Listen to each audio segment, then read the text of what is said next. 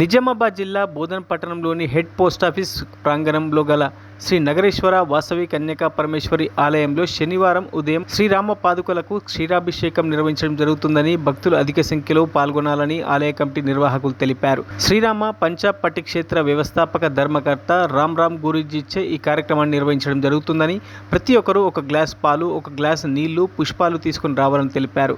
ఉదయం 9 గంటల నుంచి ఈ కార్యక్రమం ప్రారంభమవుతుందని, కావున భక్తులు అధిక సంఖ్యలో పాల్గొనాలని అన్నారు. జయ శ్రీరామ్. నన్ను రామ్ గురూజీ అంటారు.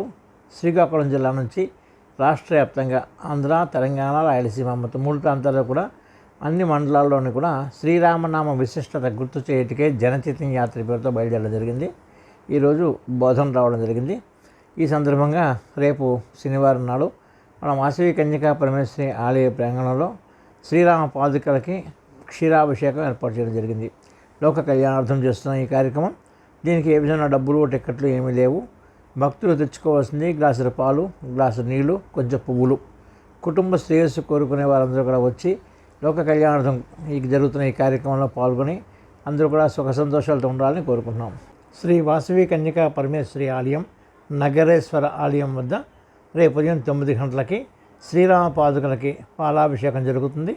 భక్తులందరూ వచ్చి స్వయంగా మీ చేత్తో మీరు అభిషేకం చేసుకొని సుఖ సంతోషాలతో వర్ధిల్లాలని కోరుతున్నాం. ఈ విషయాన్ని మీకు తెలిసిన వాళ్ళందరికీ తెలియజేయండి. అందరూ రండి. శ్రీరామనామ విశిష్టత కోసం తెలియజేస్తాం. ఈ యొక్క శ్రీరామనామంతో మీ కుటుంబానికి ఏ విధంగా శుభం జరుగుతుంది అనే విషయాలు రేపు తెలియజేయడం జరుగుతుంది.